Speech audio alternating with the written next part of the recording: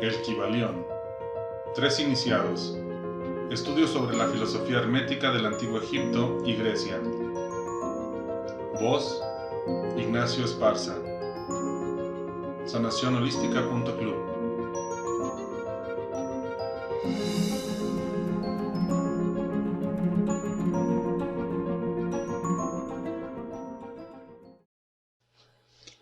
Capítulo 12.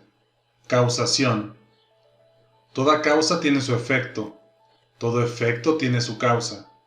Todo ocurre de acuerdo con la ley. Azar no es más que el nombre que se le da a la ley no reconocida. Hay muchos planos de causalidad, pero ninguno escapa a la ley. El Kybalión. El sexto gran principio hermético, el principio de causa y efecto, encierra la verdad de que nada sucede casualmente, que la casualidad es solo un término que indica la existencia de una causa no reconocida o percibida, que el fenómeno es continuo, sin soluciones de continuidad. El principio de causa y efecto está tras todo pensamiento científico, antiguo o moderno, y fue enunciado por los instructores herméticos de los tiempos primitivos. Y si bien han surgido muchas discusiones y disputas entre las varias escuelas de pensamiento, esas disputas han versado especialmente sobre los detalles de la operación del citado principio, y también sobre el significado de determinadas palabras. El inmanente principio de causa y efecto ha sido aceptado como correcto por todos los pensadores del mundo que merecen realmente tal calificativo. Pensar de otra manera sería sacar el fenómeno del universo del dominio de la ley y del orden, relegándolo a ese algo imaginario al que el hombre ha dado el nombre de casualidad. Un poco de meditación evidenciaría que no existe absolutamente tal casualidad. Webster define la palabra casualidad diciendo que es un supuesto agente o modo de actividad diferente de una fuerza, ley o propósito. La operación o actividad de dicho agente, el efecto supuesto de tal agente, un suceso, una cosa fortuita, una casualidad, etc. Pero un poco de meditación demostrará que no puede existir dicho agente casual, en el sentido de algo externo y fuera de la ley, algo aparte de la causa y del efecto. ¿Cómo podría existir algo actuando en el universo fenomenal, independiente de las leyes, del orden y de la continuidad del último? Tal agente sería algo completamente independiente del tren coordinado del universo, y por consiguiente, sería superior a él. No podemos imaginar nada fuera del todo, más allá de la ley, y esto porque el todo es precisamente la ley en sí mismo. No hay sitio en el universo para nada externo o independiente de la ley. La existencia de algo semejante convertiría a todas las leyes naturales en inefectivas y sumergiría al universo todo en el desorden más caótico. Un examen cuidadoso demostrará que lo que llamamos casualidad es meramente una expresión concerniente a causas oscuras, causas que no podemos percibir, causas que no podemos comprender. La palabra casualidad se deriva de una frase que significa echar los dados, siendo la idea encerrada que la caída es meramente una ocurrencia, sin relación con causa alguna. Y en este sentido suele emplearse la palabra en cuestión. Pero cuando se examina el asunto detalladamente se verá que no hay tal casualidad absolutamente en la caída de un dado. Cada vez que cae el dado mostrando cierto número, obedece a una ley tan infalible como la que gobierna la revolución de los planetas en torno del Sol. Tras la caída del dado existen causas, o cadenas de causas, eslabones en ininterrumpida sucesión, hasta donde la mente no puede alcanzar. La posición del dado en la caja, la suma de energía muscular empleada al arrojarlo, el estado de la mesa, etc., son otras tantas causas cuyo efecto puede verse. pero tras estas hay encadenamiento de causas invisibles precedentes, todas las cuales obran sobre el número que el dado debe mostrar en su cara superior. Si se arrojan los dados un gran número de veces, se verá que los puntos marcados son casi iguales, esto es, que habrá igual número de unos, de dos, etc. Arrójese una moneda al aire y al caer dará cara o cruz. Pero si se arroja un número de veces suficiente, las caras y las cruces se igualarán. Pero todo cae bajo la operación de la ley de causa y efecto. Y si pudiéramos examinar todo el eslabonamiento de causas, veríamos claramente que era sencillamente imposible que el dado cayera en otra forma que en la que cayó, bajo las mismas circunstancias y al mismo tiempo. Siendo las mismas causas, se produce siempre el mismo resultado. Toda ocurrencia tiene su causa y su porqué. Nada ocurre sin causa, o mejor dicho, sin una cadena de causas. Al considerar este principio, muchos se quedan confusos, porque no pueden explicar cómo una cosa puede ser causa de otra, esto es, ser la primera creadora de la segunda. En realidad, ninguna cosa puede producir o crear otra. La causa y el efecto residen meramente en los sucesos.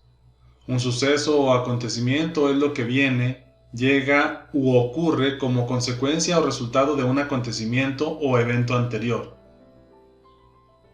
Ningún acontecimiento crea otro, sino que no es nada más que el eslabón precedente en la gran cadena coordenada de sucesos que fluyen de la energía creadora del todo. Hay una continuidad de solución entre todos los acontecimientos precedentes, consecuentes y subsecuentes. Existe siempre una relación entre todo lo que ha pasado y todo lo que sigue. Una piedra se desprende de la montaña y se aplasta contra el tejado de una granja situada en el valle vecino.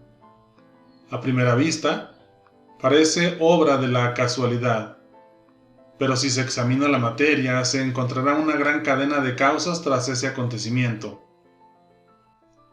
En primer lugar estaba la lluvia que ablandó la tierra que sostenía la piedra, permitiéndole así caer. Antes de esa causa estaba la influencia precedente del sol y de otras lluvias, las que gradualmente fueron desintegrando la piedra de la roca. Antes aún estaban las causas que contribuyeron o produjeron la formación de la montaña y su elevación sucesiva por medio de las convulsiones de la naturaleza. Y así ad infinitum. Además, podemos revisar las causas de la lluvia, podemos considerar la existencia del tejado.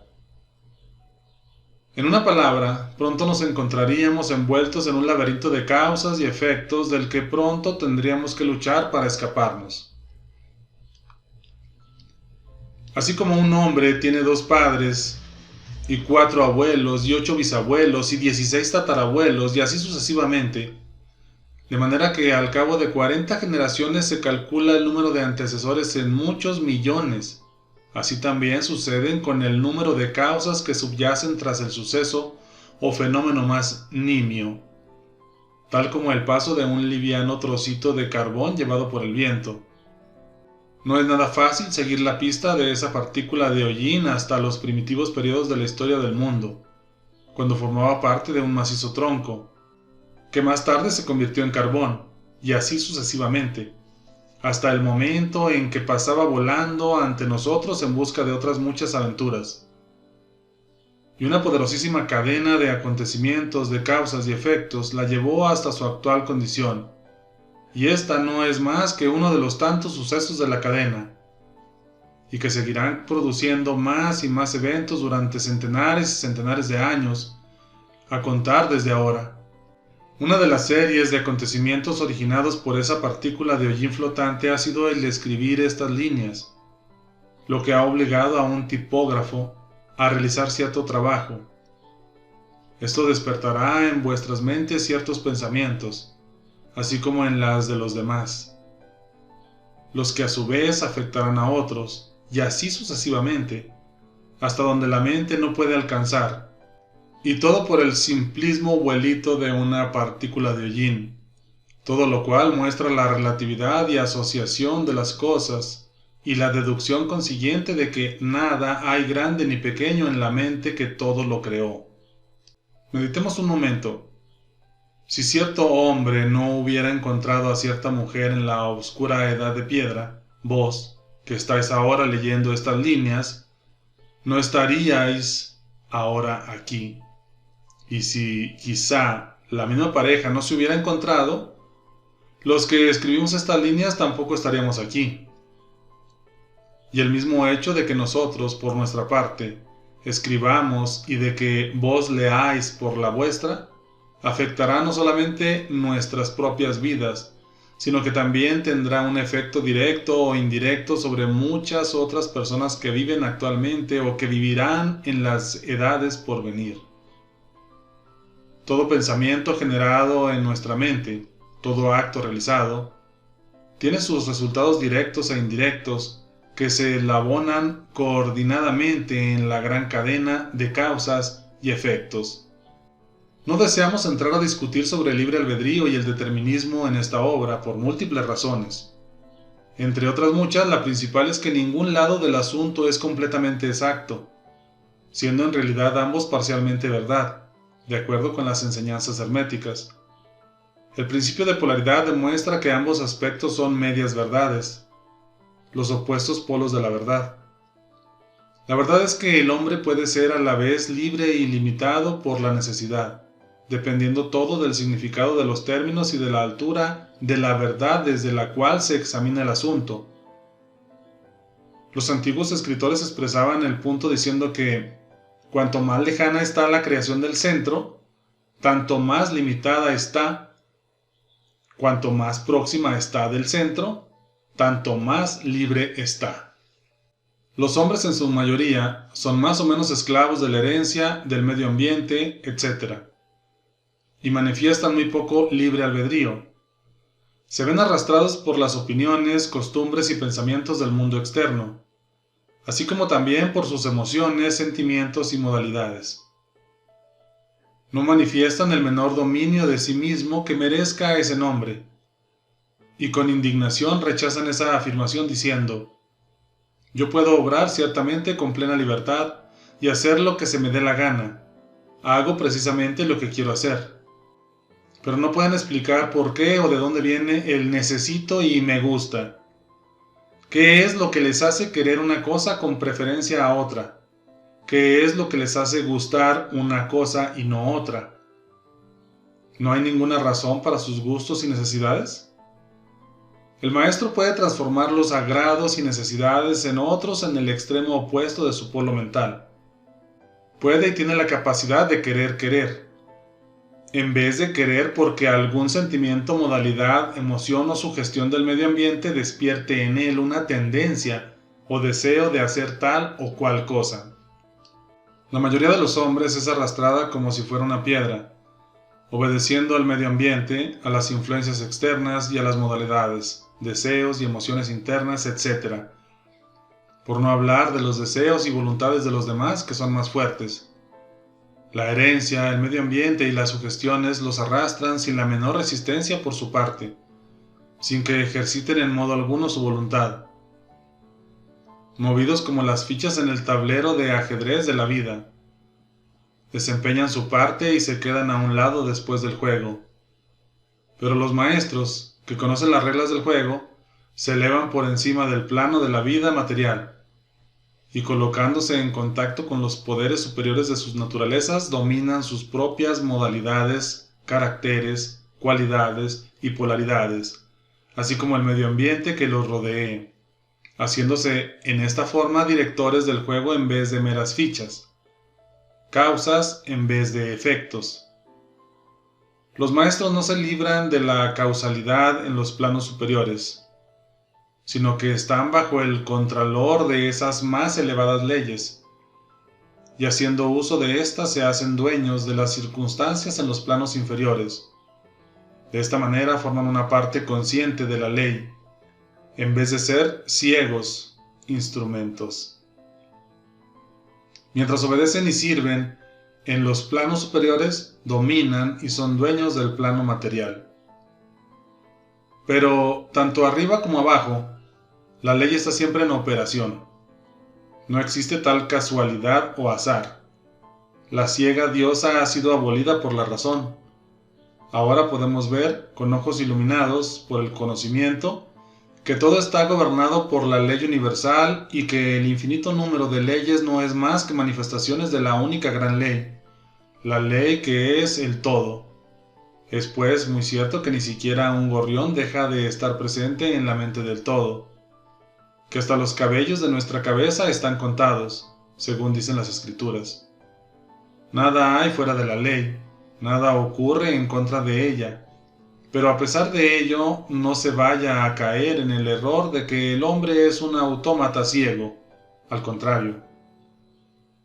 La doctrina hermética dice que el hombre puede emplear la ley contra las leyes, que lo superior siempre prevalecerá contra lo inferior, hasta que el hombre haya alcanzado aquel estado en el que buscará refugio en la ley misma y podrá evadirse de todas las leyes fenomenales.